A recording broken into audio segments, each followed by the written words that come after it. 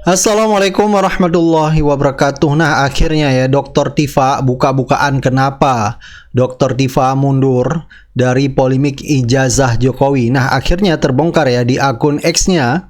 Dr. Tifa menulis, sebenarnya dalam bulan Juni hingga Agustus 2026, selain penangkapan, penahanan, upaya pembunuhan, pendakwaan, dan upaya perampasan dan penyitaan aset tempat di kediaman juga terjadi penganiayaan dan penzaliman dengan kerugian moral, material, lahir dan batin tak tertanggungkan pada saya yang belum saya cerita pada Anda semua para netizen.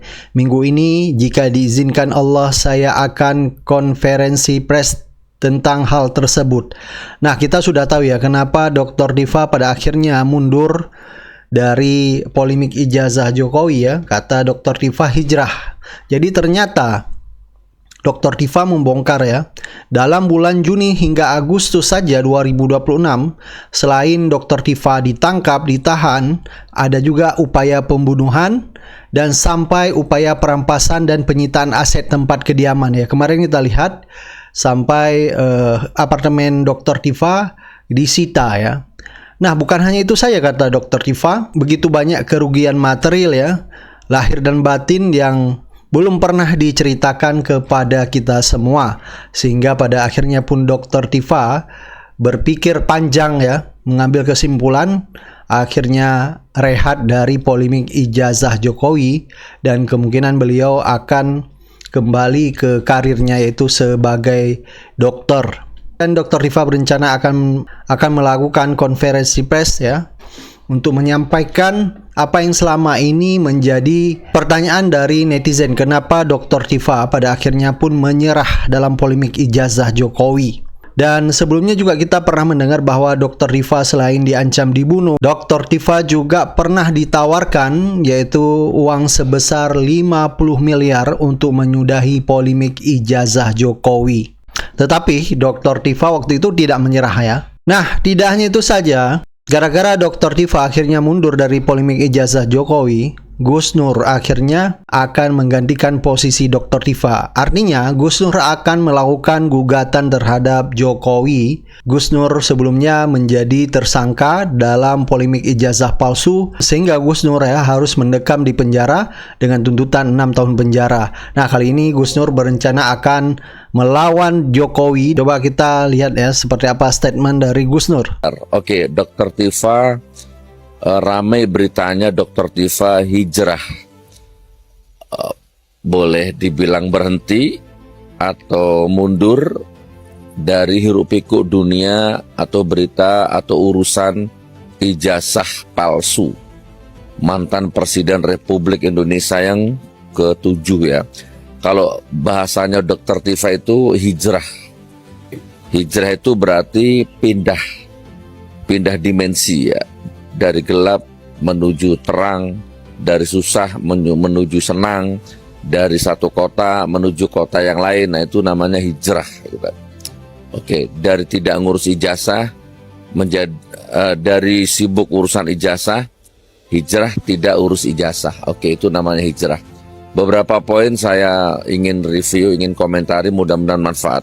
Poin pertama, apapun keputusannya Dr. Tifa atau mungkin Mas Roy Surya menyusul ya, oke, kita hormati, kita hargai, dan tidak ada salah sedikit pun ya. Itu poin pertama. Apapun keputusannya beliau-beliau itu insya Allah itu keputusan yang terbaik. Oke, saya dulu juga pernah punya keputusan seperti itu. Ketika di dalam penjara, saya berpikir ya, sudahlah, kalau saya bebas, saya nggak akan ngurusi ijazah, nggak akan ngomong ijazah. Nah, itu saya pernah berada di fase itu. Yang kedua, dan saya sependapat dari sisi ini, karena saya pikir ya, keyakinanku juga mengatakan bahwa sudah tidak ada lagi yang perlu dibahas oleh Dr. Tifa. Jadi Dr. Tifa itu ibarat huruf abjad. Itu dari A, perjalanan A, B, C, D, E, F, G sampai Z. Jadi sudah mentok. Setelah Z kan nggak ada lagi. Jadi selesai sudah penelitiannya, risetnya, observasinya, itu selesai. Jadi mentok, udah nggak ada lagi. Jadi memang sudah, ya sudah, pantas, wajar, dan boleh Dr. Tifa berpikir sudah nggak ada lagi yang perlu dibahas. Karena semua sudah selesai. Gitu kan? Finish. Ya, dari ujung rambut sampai ujung kakinya itu ijazah Jokowi ini sudah selesai. Jadi kalau Dr. Tifa mau ditanyai, diwawancarai, ya nggak ada lagi jawabannya, nanti muter-muter, jadi lebih baik hijrah. Karena sudah selesai. Nah, dan saya bangga ya dengan beliau. Berarti ilmu beliau, pendirian beliau itu boleh dibilang ya konsisten lah ya. Walaupun mungkin pro dan kontra dengan eksepsinya itu. Oke, jadi mentok, nggak ada lagi yang perlu dibahas. Dan terbukti ya kan dari pihak lawyer, Termul, Jokowi, terbukti intinya. Baik secara hukum, secara ingkrah, secara pengadilan, secara opini, secara akal waras. Mungkin secara orang buta pun sudah terbukti bahwa memang tidak ada ijazah asli. Sampai kiamat tidak akan ada. Jadi ini bahasa pengalaman batin orang yang pernah disidang selama 7 bulan. Ini pengalaman batin, berulang-ulang ini ya, berulang-ulang. Kan sesuatu yang diulang-ulang itu kan nggak apa-apa ya. Berulang-ulang nih, bahasa persidangan, fakta persidangan. Di depan hakim, di depan jaksa, di depan orang, ya kan? Pak jaksa, bawa yang asli. Itu beban kewajiban Anda, bawa yang asli. Di depan hakim, sekarang. Kalau ada, saya cium kakimu. Dan saya minta maaf nanti kepada media 7 hari 7 malam. Itu bahasa hukum, fakta persidangan. Oke, terus kemudian ini, itu poin yang kedua ya. Saya dukung Dr. Tifa, istirahatlah, rehatlah. Karena sudah tidak ada lagi yang perlu dibahas. Enough. Ya. Terima kasih atas sumbangsihnya jenengan ya. Insya Allah akan dicatat oleh anak cucu sejarah bangsa ini. Anda orang hebat, Mas Dr. Roy Suryo juga orang hebat. Matur suwun ya atas sumbangsi ilmunya. Lalu yang ketiga, oh ya monggo masuk. Nggih monggo langsung dulu nggih monggo. Hari ini mabit ya, nanti kajian mabit. Oke, lalu yang ketiga apalagi ya? Jadi dari sidang CLS, dari sidang KIP, perdata, pidana, sudah 5 tahun berlarut-larut. Ya memang seperti ini. Kita ini dibikin bodoh ya kan, dibikin dungu, bangsa semaju sehebat sekaroma Indonesia ini dibikin mundur tidak karu-karuan. Kan gitu, oleh satu keluarga. Jadi kenapa ini kok nggak selesai? Karena presidennya Prabowo. Kenapa ini nggak selesai? Karena Kapolrinya Listio Sigit. Coba kalau presidennya Putin gitu, atau presidennya Xi Jinping, atau presiden Korea siapa? Ada yang tahu presiden Korea? Pokoknya Jongsu. Mas Ahdan, presiden Korea siapa? Presiden Korea? Kim Jong Un. Ya wes ikulah. Sebentar nggih, tunggu nggih. Coba kalau presidennya Putin, kalau presidennya kayak presiden Korea, atau seperti presiden Cina, atau seperti presiden Prancis, seperti presiden Kanada. Coba, selesai urusan ini. Selesai. Semudah membalik telapak tangan, semudah bernapas. Nggak usah nakap orang, nggak usah menjara orang, ya nggak usah nakap orang, ya kan? Tapi karena presidennya Prabowo, Kapolrinya Listio Sigit, ini Indonesia ini juga ada makhluk yang namanya buzzer, influencer, termul, jadi begini. Gitu loh teman-teman ya. Oke saudaraku, jadi Dr. Tifa matur suwun ya, Mas Roy Suryo matur suwun. Jadi intinya sampai kiamat, ini imanku mengatakan ya. Imanku mengatakan memang tidak ada. Mau disumpah mubahalah pun saya berani. Saya mau hidupkan lagi mubahalahnya. Monggo Dr. Tifa istirahat. Saya tak turun gelanggang lagi. Mubahalah yuk, mubahalah nasional. Di Monas boleh, di Istiqlal boleh. Ya kan? Di gedung DPR boleh. Monggo ngumpul lawyer, Termul, ya kan? Listio Sigit ngumpul semua itu ya. Bahkan bila perlu Pak Prabowo-nya ngumpul ya. Bahkan bila perlu Jokowi-nya ngumpul. Nah, berapa itu lawyer, Kapolri, Prabowo, Listio Sigit, siapa Termul, pengacara ngumpul tuh. Jokowi ngumpul. Nah, saya juga ngumpul di situ, sumpah mubahalah di atas Al-Quran. Kalau asli, saya dilaknat. Kalau palsu, kalian semua dilaknat. Kan nggak mungkin mau dan nggak mungkin berani ya. Karena Anda mungkin akan menganggap video ini video receh. Anda akan menganggap omongan ini omongan orang gila. Alah, Gus Nur nggak usah direken. Kan gitu kan. Ya inilah Anda ini. Inilah bangsa ini. Kalau saya serius begini kan boleh, saya pernah dipenjara. Dipenjara tanpa ijazah asli, kan boleh.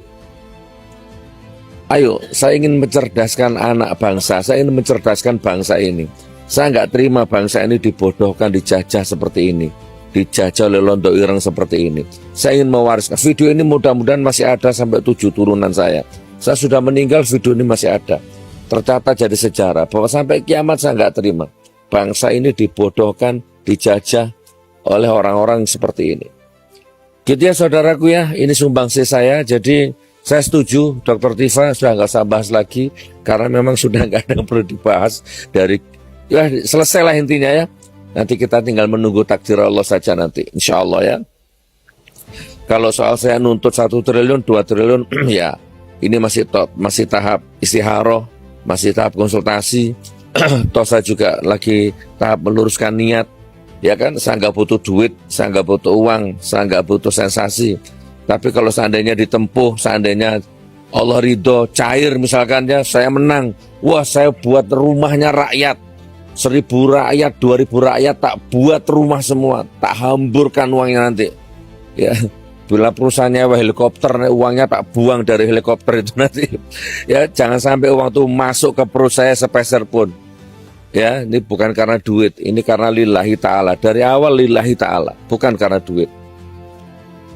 Assalamualaikum warahmatullahi wabarakatuh.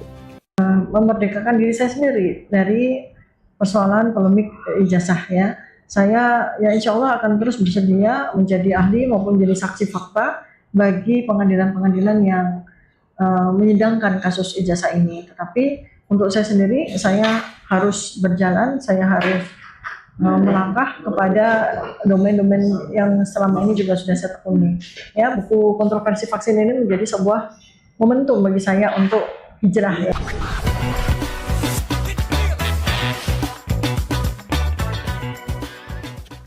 Satu tahun yang lalu, tepatnya tanggal 18 Agustus 2025, kalau teman-teman semuanya ingat, saya bertiga ya waktu itu dengan Roy Suryo dan Rismon Sianipar melaunching buku yang sangat menghebohkan jagat Indonesia, yaitu buku Jokowi's White Paper.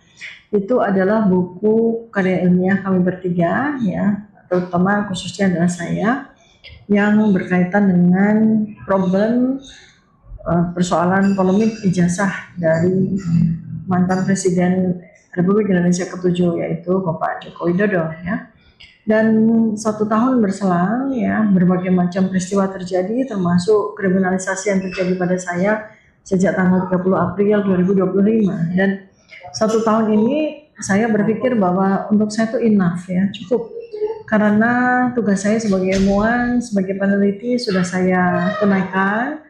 Hal ihwal tentang segala sesuatu yang berkaitan dengan ijazah tersebut, terutama dari sisi domain pengetahuan maupun kompetensi yang saya miliki ya. Dalam hal ini adalah saya menjawab satu artefak penting dalam benda digital yang tersebar di media sosial, yang kemudian dikatakan itu sebagai foto dari ijazah Pak Joko Widodo. Sudah saya lakukan penelitian ya, terutama adalah pada sisi foto yang ada pada benda digital tersebut ya. Kemudian dengan ilmu yang saya miliki yaitu ilmu anatomi, morfologi, dan kemudian saya korelasikan dengan ilmu behavior yang juga saya pelajari. Hasilnya adalah kajian neuropolitika dengan menggunakan ilmu facial action coding system yang kemudian saya bukukan dalam bagian dari buku Jokowi's White Paper. Nah, kemudian sejalan dengan itu selama kurang lebih 450 hari juga saya sudah menjadi pelaku ya, menjadi pelaku hukum di situ. Dalam hal ini saya sebagai saksi, lalu kemudian terlapor, lalu kemudian tersangka, dan pada akhirnya menjadi terdakwa yang alhamdulillah pada tanggal 23 Juli 2025 ya, pada sidang yang sudah terjadi di Pengadilan Negeri Jakarta Timur, saya akan bebas dari segala dakwaan. Alhamdulillah wa syukurillah ya. Itu adalah sebuah momentum di mana saya harus berpikir, ya saya harus memberikan keputusan kepada diri sendiri bahwa sekali lagi terkait dengan persoalan ijazah, ya, bagian saya sudah saya tunaikan, jadi sudah cukup untuk saya. Dan alhamdulillah juga teman-teman para ilmuwan yang sekarang ini sudah mulai speak up ya, dan mulai dengan penelitian yang bergerak pada domainnya masing-masing juga udah bekerja dan memberikan hasil yang sangat positif ya. Salah satu hasil yang spektakuler yaitu trio Bon Jovi ya, Ibu Dr. Leonie Lydia, Pak Lukas Warso, dan salah satu temannya itu sudah berhasil mendapatkan hasil ya dalam bentuk pengadilan PT UN telah memenangkan gugatan mereka ya yang banding UGM, sehingga UGM harus membuka 20 dokumen yang terkait dengan ijazah Joko Widodo yang mereka minta sebagai dokumen publik ya. Kemudian untuk saya sendiri, alhamdulillah saat ini ya, ini adalah buku ke-7 saya, buku kontroversi vaksin. Alhamdulillah sudah terbit ya, dan ini akan insya Allah akan saya launching di tanggal 17 Agustus 2026 kembali sebagai hadiah bagi saya untuk Hari Kemerdekaan Republik Indonesia ke-81 ya. Umur negara kita sudah cukup panjang usianya ya, kalau manusia itu sudah masuk lansia ya, late lansia ya, lansia lanjut. Nah, ini kembali lagi menjadi momentum bagi saya untuk memerdekakan diri saya sendiri dari persoalan polemik ijazah ya. Saya ya insya Allah akan terus bersedia menjadi ahli maupun jadi saksi fakta bagi pengadilan-pengadilan yang menyidangkan kasus ijazah ini. Tetapi untuk saya sendiri, saya harus berjalan, saya harus melangkah kepada domain-domain yang selama ini juga sudah saya tekuni. Ya, buku kontroversi vaksin ini menjadi sebuah momentum bagi saya untuk hijrah ya, dan kitoh ya, kembali kepada domain keilmuan saya, yaitu ilmu kesehatan. Mudah-mudahan semua pihak memahami keputusan saya, dan sekali lagi bahwa perjuangan untuk menegakkan kebenaran terutama bagi kebaikan dan kepentingan umat manusia terus saya jalankan, insya Allah dengan istiqomah dan dengan penuh konsisten serta bertanggung jawab. Terima kasih. Katanya banyak ancaman. Ancaman Keluarga juga, KTP disebar-sebar luas kok. Ya. KTM itu apa sih? kartu mahasiswa anak saya gitu kan. Anaknya Anak Diva, gitu. KTM-nya anak. Jadi anak saya yang di apa namanya itu udah berlalu. Jadi Udah berlalu. Jadi ini saya apa namanya melakukan hal yang benar. Jadi ketika ancaman-ancaman itu terjadi baik dari diri saya maupun anak-anak, saya langsung viralkan kan. Saya langsung sampaikan di podcast maupun di media TV gitu. Dengan itu ancaman berhenti, dan kemudian saya kan ke Komnas HAM juga dan saya minta LPSK juga kan gitu. Ancaman berhenti. Tapi ketika itu terjadi, luar biasa. Karena sampai kepada anak saya itu, dia kan kos di apartemen. Artinya kan akses untuk naik itu kan terbatas. Tapi kamarnya anak saya itu bisa dipotret. Ini kamarnya anakmu ya, yang namanya ini. Tertanda juru tikam, coba. Serem sekali kan? Jadi itu terrorizing. Iya, dan ada beberapa kali lah kecelakaan yang aneh-aneh gitu lah menimpa anak saya. Maksudnya apa kecelakaan? Oh, anak justru yang Iya, disasar. anak. Jadi kan begitu kan. Ini karena ini perempuan, karena ibu, itu yang disasar anak. Dia tidak mau kalau dokter Tifa dia apain tuh akan menimbulkan kegeraman sosial. Ya, Muncul makanya betul. emang anak kalau dituin nggak geram juga masyarakat. Ya makanya justru saya viralkan kan gitu. Apa namanya? Ini kalau anak saya yang kedua, ini kafe tempat dia nongkrong. Plat nomornya ini, itu. Sampai nah pada saat itu terjadi kan termul masih banyak sekali ya. Kalau sekarang kan berdasarkan studi algoritma kan termul tinggal 7% kan. Kan kepercayaan masyarakat terhadap kami kan 93%. Udah susah dilawan sih sebetulnya media. Karena kekuatan mereka yang bisa mereka amplifikasi itu tinggal 7% loh. Yes. Iya. Tapi sekarang sudah ya alhamdulillah, karena ya Ya mungkin mereka lagi coba kan. Sekarang kan serangannya beda kan. Isu-isu superficial lah kalau saya bilang itu kan. Oke. Dibayar. Sekarang ini apalagi wah dibayar. Terus kemudian muncul tuh dari barusan saya lihat, periksa itu rekeningnya Tifa, Roy sama Rismon segala macam lah. jadi- Sudah terjadi negosiasi atau apalah gitu. Iya. Jadi ibu sedang dirusak reputasinya ya. Serangannya Ya, kepada iya, itu. iya. Dulu ada kan masa di mana kami bertiga diserang reputasi kami dari sisi akademisi kan, kredensial akademisi kami kan, oh Rismon itu ijazahnya palsu, Dr. Tifa itu doktor abal-abal segala macam kan, oh, Roy Suryo bla bla bla gitu. Tapi itu kan mereda dengan sendirinya. Sekarang serangannya kepada uang nih kan, mediasi dinaikkan. Oh, coba periksa rekeningnya itu Tifa Roy. Nah seperti itu. Jadi superficial aja, jadi nggak substantif. Kebingungan aja mau masuk ke sini mau bagaimana caranya. Iya. Saya bukan ingin takabur atau dia mudah-mudahan sih enggak, tapi saya misalnya mereka merasa punya ahli, saya pengen tahu Oke. ahli otak yang mana yang mau dihadirkan gitu. Iya, Ya mari bertarung dengan guru saya begitu. Kalau saya pun cukup kan, tapi kalau kurang ya ahlinya guru saya yang mau saya terjunkan. Iya. Gitu. Kayaknya perlu call emergency juga nih kalangan ahli. Ya. Kasus Dr. Tifa itu melawan kewarasan. Sehingga siapapun yang alas sebagai ahli kayaknya juga bisa membantu Dr. Tifa dengan berbagai keahliannya untuk melawan ketidakwarasan itu. Kayaknya gitu ya. Iya. Perlu di Iya, call emergency. harus ya call for emergency untuk semua akademisi, semua ahli yang punya kompetensi. Mari kita bersama-sama melakukan perjuangan kebenaran ini. Yes. Karena apa yang sebetulnya kami lakukan ini adalah bagaimana kita membuat sejarah bangsa Indonesia ini menjadi sejarah yang putih bersih setelah selama 10 tahun dinodai dengan berbagai kebohongan-kebohongan yang sangat mencederai, melukai dan menjadi sebuah beban yang sangat berat bagi anak cucu kita kelak. Keadilan bisa ditegakkan dengan kewarasan. Ujung dari seluruh kewarasan ini seharusnya adalah keadilan. Dan itu sebabnya emergency call ini menjadi penting, menarik dan harus ditindaklanjuti.